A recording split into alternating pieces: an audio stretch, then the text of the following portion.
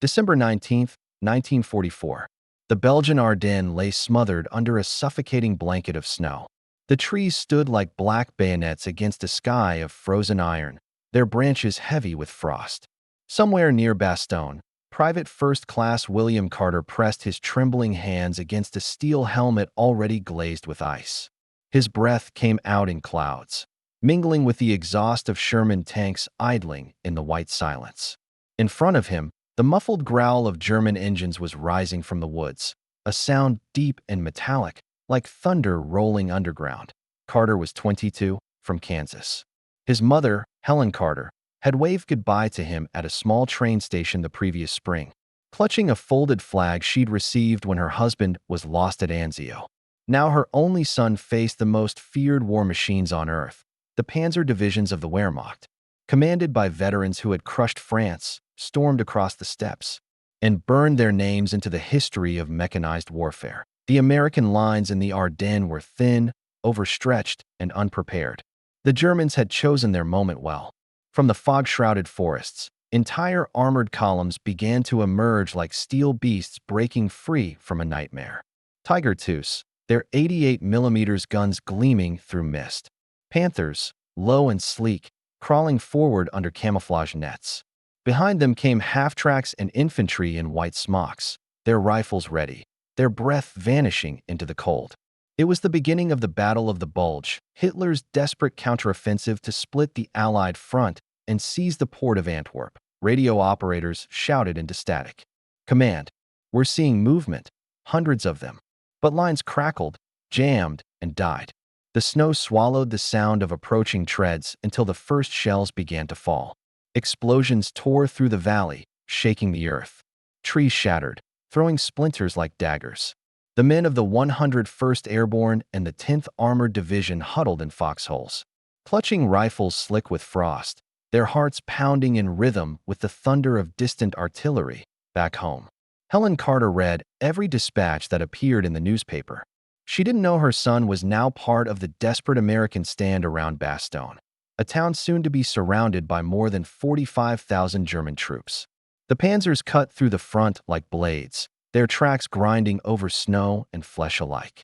But for every tank that moved forward, a young American stood waiting in its path, armed with little more than courage and a bazooka whose rockets froze before firing. That Williams unit was down to half strength within hours.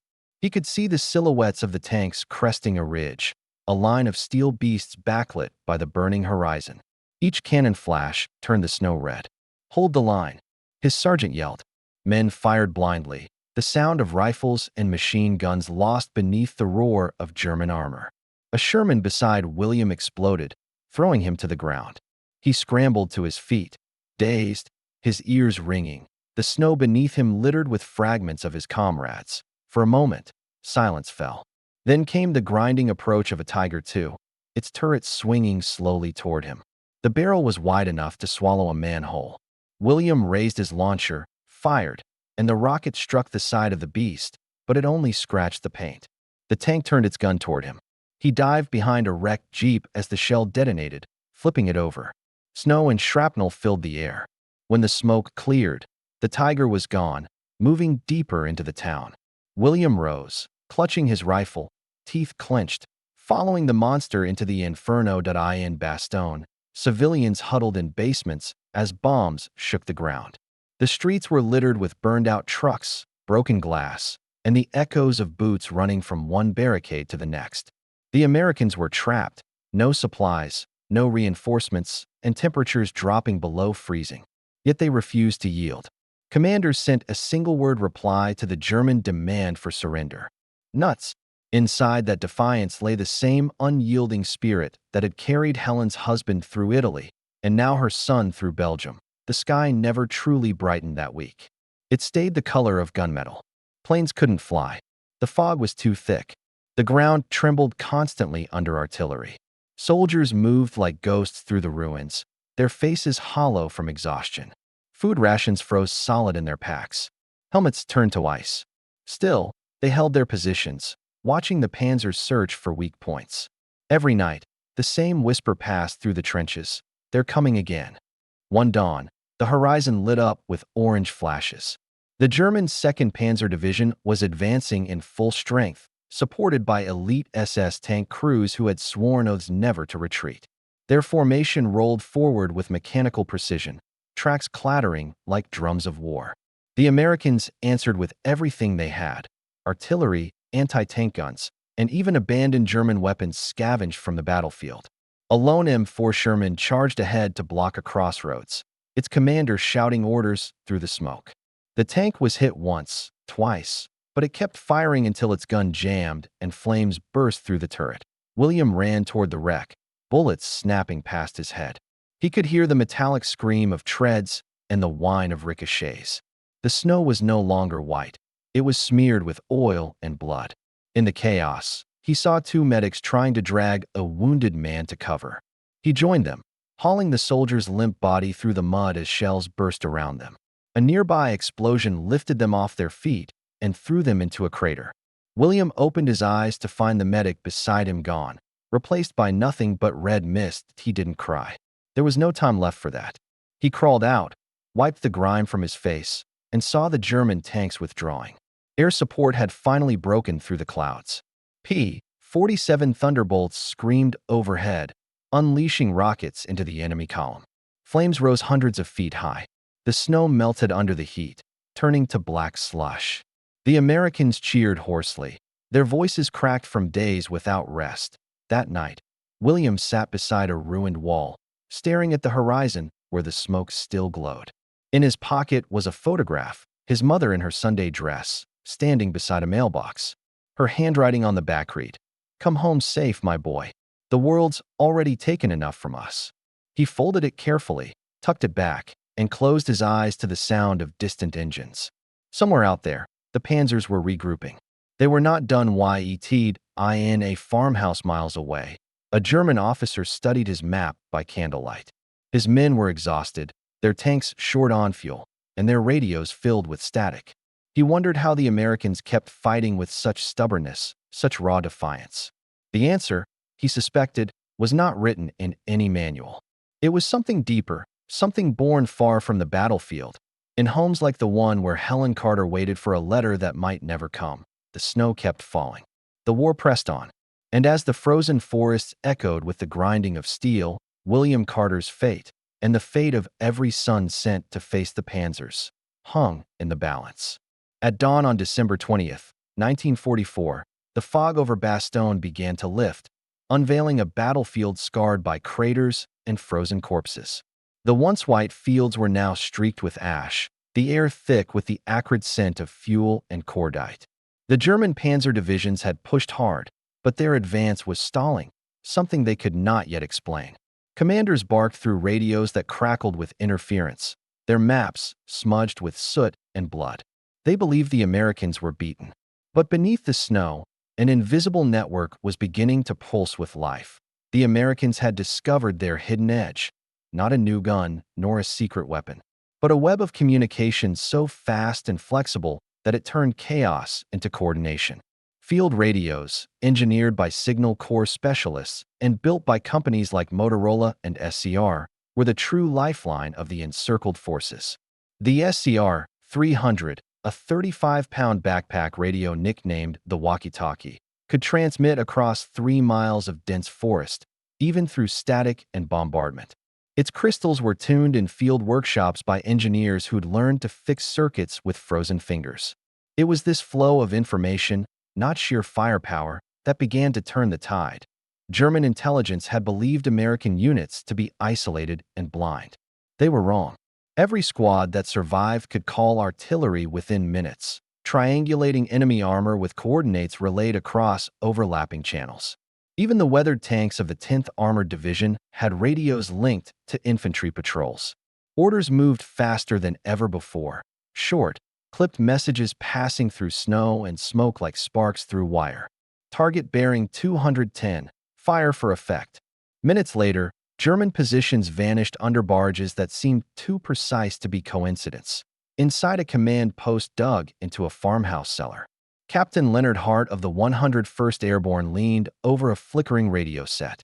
"They're massing near Foy," he said, his voice steady despite the tremor in his hands. The reply came seconds later from a distant battery. Understood. Adjusting fire. The shells landed with surgical accuracy. Outside, William Carter crouched behind a half-destroyed wall, watching the blasts ripple through the German column. His heart pounded, not just from fear, but from awe. The enemy, once unstoppable, was now hesitating. Every step forward cost them dearly. By afternoon, the Panzer IVs and Panthers that had terrorized the roads were bogged down in snow and confusion. Their engines groaned as fuel froze in the lines. German coordination began to fracture. Their radios, operating on rigid command frequencies, couldn't adapt quickly to the shifting battle. The fog that had shielded them now turned against them, blocking their spotters and muffling their movement. The Americans, with their agile radio web, struck again and again from unexpected directions. A tank would appear at a crossroads, fire, and vanish, and within minutes, mortars would rain precisely where the Panzers regrouped. The Germans couldn't believe it. Reports from their officers described the Americans as phantoms in the snow, striking from every flank. Some believed the enemy had broken their codes. Others thought new radar systems were guiding the artillery. In truth, it was the handiwork of a few hundred engineers who had labored months earlier in dusty warehouses across New Jersey, refining the vacuum tubes that made these radios stable under fire. Their precision was invisible but decisive. Each signal that leapt across the ether carried the pulse of a nation's industrial genius. That night, Carter's platoon huddled in a barn on the outskirts of the town. Their breath fogged the air as they shared what little food remained. Hard biscuits, frozen coffee, and a single can of beans passed between 6 men. The radio beside them crackled softly. It was more than a tool. It was a lifeline. Through it came updates, encouragement, and the faint voice of command reminding them they were not alone. For men who had faced the thunder of the Panzers, that sound was hope made audible. Across the lines, German commanders grew desperate. Fuel shortages worsened. Each Panzer burned through hundreds of liters per day, and Allied aircraft, now piercing the thawing clouds, had begun to strike supply convoys. Tiger crews sat inside their tanks, shivering, waiting for orders that never came. One officer wrote in his diary that the Americans fought like wolves, coordinated by unseen signals. His words captured what many on the German side refused to admit. The enemy had mastered a new kind of warfare, where information, not armor, dictated survival. On December 23rd, the skies finally cleared. The sound of engines roared overhead. C-47 transports, NP-47 thunderbolts filling the heavens. Parachutes blossomed like white flowers, delivering crates of ammunition, medical supplies, and food to the starving men below. The operation had been organized in hours, guided by radio beacons and coded signals transmitted from within Bastogne. It was a miracle of coordination, executed under fire. Carter watched the parachutes drift down through the smoke and raised his hand toward the falling crates. For the first time in days, he smiled. The Germans reacted furiously. The 2nd Panzer and Panzer Lehr divisions concentrated their remaining strength for one final assault on the perimeter. Tanks rolled forward in formation, their black crosses gleaming under the pale sun. The snow trembled with their advance. American gunners braced themselves, the barrels of their 57mm and 76mm guns aimed at the trailing. The air filled with the metallic scream of treads and the thunder of engines. This would be the clash that decided Bastogne's fate. The first Tiger appeared, massive and unrelenting, its turret traversing slowly toward a cluster of American foxholes. Carter gripped his bazooka, waited for the right angle, and fired. The rocket struck the tank's side armor. Again, it held. But before the Tiger could return fire, a Sherman on the flank unleashed its cannon.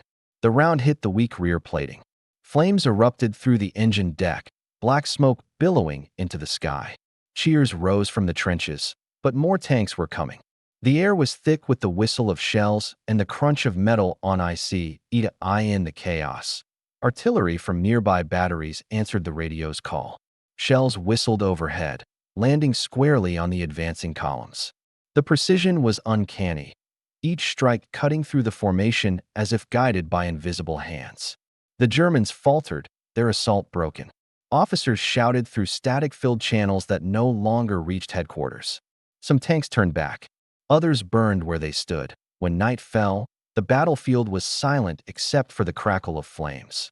Carter sat in the snow beside the wreck of a Tiger, its armor glowing red in the firelight. The victory had come at a price. Half his platoon was gone, and the town still smoldered. Yet they had held.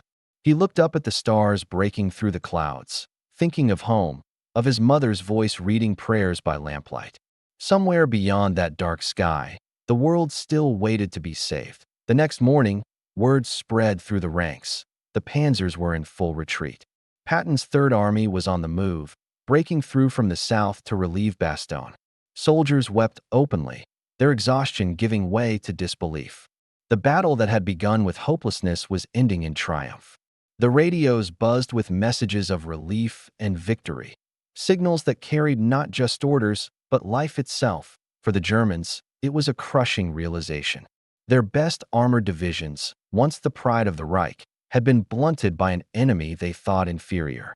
It wasn't luck or weather that stopped them. It was communication, adaptability, and the unyielding will of men like William Carter. And as the last panzers rolled back through the forest, their crews could not understand how the tide had turned so swiftly. The snow covered their tracks. The forest fell quiet again. But within that silence lay a secret, one that would echo far beyond Bastogne. For the engineers and soldiers who built this web of connection, victory was only the beginning. The world's armies would soon learn that the next war would be won not just with tanks, but with signals, mines, and machines. By the time the siege of Bastogne lifted, the snow was no longer white. It was gray with the soot of burned tanks and men's memories. The air reeked of diesel, cordite, and the faint sweetness of thawing corpses. American medics moved quietly among the ruins, their faces hollow from sleepless nights. For days, they had fought without resupply, sustained only by determination and the whisper of radio voices that promised help would come. When Patton's tanks finally rumbled through the southern road on December 26th, the trapped soldiers greeted them with tears. They were alive, though forever changed. William Carter stood among them, leaning on his rifle, his eyes unfocused as the Sherman columns rolled past. His body ached, but his mind drifted to a place far away, a farmhouse in Kansas, a mother waiting by the window. Helen Carter didn't yet know her son had helped repel one of the most powerful armored thrusts in history. All she knew was that her boy's division had been engaged near Bastogne, and that the fighting was fierce. Those sterile words in the newspaper could never convey the reality. The thunder of panzers, the screams in the snow, the sight of friends turned to smoke in an instant. As American forces stabilized the front, analysts began to piece together what had truly happened. The German army had thrown nearly 2,000 tanks into the Ardennes, Tiger IIs, Panthers, Panzer IVs, and armored half-tracks. Yet they had failed to break through. It wasn't just the stubbornness of the defenders or the weather's betrayal. It was a convergence of human ingenuity, logistics, and faith. Engineers, signalmen, and mechanics had shaped an invisible weapon, one that connected every man, every gun, and every heartbeat across the battlefield. That network, born of copper wire, vacuum tubes, and sleepless minds, had rewritten the logic of war. The Americans had fought as a single organism, fast, reactive, and resilient. Each soldier's radio call had summoned firepower from miles away. Each coded signal had turned confusion into precision. The Germans, trapped in rigid hierarchies and dependent on centralized command, couldn't adapt. When their lines of communication broke, their armored spearheads became blind giants, strong but directionless. In post-war debriefings, captured German officers admitted their shock. One panzer commander described the Americans' ability to coordinate artillery and armor as inhumanly fast, as if every rifleman were part of a greater mind. He spoke of frustration, disbelief, and even respect for all their engineering brilliance. The Maybach engines, the high-velocity 88mm guns, they had underestimated the quiet revolution taking place behind Allied lines. While they perfected steel, the Allies perfected connection. For the men in the field, that connection had a face. It looked like the young radio operator hunched in a trench, tuning frequencies under fire. It sounded like the calm voice of command breaking through static, saying, "Hold on. Reinforcements are coming." It was the unseen thread binding thousands together, turning fear into action and chaos into rhythm. William Carter never saw the engineers who built the SCR radios, but they were as vital as any general. They had given the infantry eyes, ears, and a voice amid the storm. Back in the States, factories that once made washing machines or car parts had transformed into war engines. Women like Helen Carter worked 12-hour shifts riveting fuselages, testing circuits, and soldering wires. Each spark that leapt from her welder's torch might have saved her son's life without her ever knowing it. When the telegram finally arrived in early January, she opened it with trembling hands. The message was brief. Your son, PFC William Carter, is alive and recovering with his unit. She sat down at the kitchen table, clutching the paper to her chest, tears cutting clean lines down her soot-streaked face. For her, the war had always been two worlds colliding, the one she could touch and the one she could only imagine. As the snow melted in Europe, the truth of Bastogne spread through Allied command.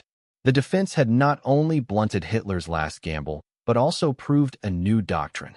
Communication could overpower even the most formidable armor. Strategists studying the battle realized that future wars would not be decided merely by tonnage of steel or range of artillery, but by how swiftly information moved between men and machines. The lessons of Bastogne became the seeds of a new age, the dawn of network-centric warfare. When the war ended, William returned home to Kansas. He stepped off the train thinner, quieter, and older than his years. His mother met him with open arms, but his eyes carried the reflection of frozen forests and burning tanks. At night, he sometimes woke to the echo of engines in the dark, yet he never spoke bitterly. When asked how they survived, he would only say, "We stayed connected." That made the difference. He worked as a mechanic afterward, his hands forever marked by grease and memory. Sometimes, as he fixed an engine, he'd pause at the hum of an old radio, hearing in it the ghostly rhythm of Bastogne, the heartbeat of men linked by courage and wire. Historians would later write that the Battle of the Bulge marked the end of the Wehrmacht's armored supremacy.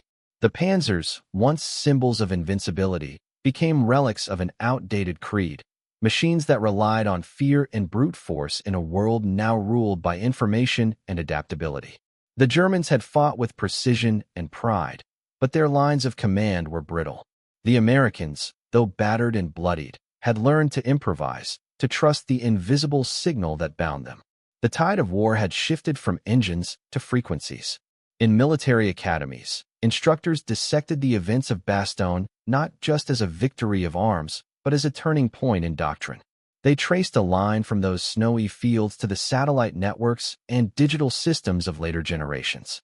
Every modern radio, every encrypted communication on the battlefield, carried the echo of that winter when young men proved that knowledge could be as lethal as firepower. For Helen Carter, history's grand narratives meant little. Her son was home, though forever distant, haunted by the silence between transmissions. Sometimes she'd find him sitting on the porch at dusk, staring west, listening to the faint hum of static from the radio on the kitchen counter. When she asked what he was listening for, he would smile softly and say, "Just making sure the line's still open." Years later, when William's own son enlisted during the Korean War, Helen sent him off with the same folded flag she'd once held for her husband. She whispered, "Remember, connection keeps you alive." Her words carried the weight of generations who had learned that war is not only fought with weapons, but also with understanding, unity, and the unseen links between those who endure it together. The legacy of that frozen December stretched far beyond the battlefield.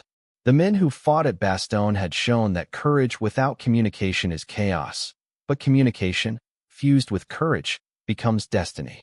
The engineers and soldiers together had written a silent doctrine. The side that speaks clearly through the noise of war survives it. When William Carter died many years later, the local Veterans Hall played a recording of the old Signal Corps March. On his gravestone, beneath his name and service number, his family engraved 5 simple words: "He kept the signal alive." And as the wind swept across the Kansas plains, carrying the sound of distant thunder, it seemed to whisper the truth the world had learned in blood and snow. In modern war, connection outweighs firepower, and courage endures where voices remain linked.